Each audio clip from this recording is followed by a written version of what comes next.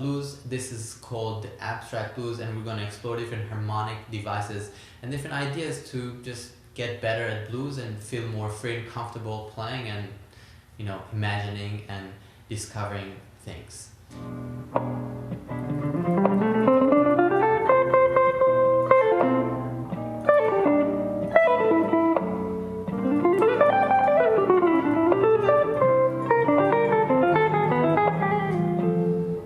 So at the end I expressed more chromatic ideas, but again, until that point I really just played D. So you can really solo in different tonal centers that are, you know, not just F. And going to the 4, 4 minor, 3, flat 3, and then 2, 5, leading back to F. And I was doing like a little turnaround at the very end, like something like F, E flat, D flat, C, back to F. And the point is not exactly what I was doing, but I think, again, we need to think about the target point. Where are we going? And then we can create different pathways to get there.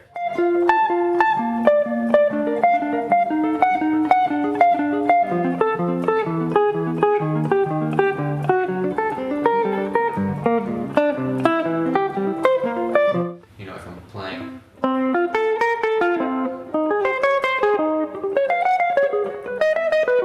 you know, the repetition and variation on that is more clear because there's something to grasp. So that's another element that we could talk about, and when we're doing these more extreme reharms, it's often great to have like some sort of pattern.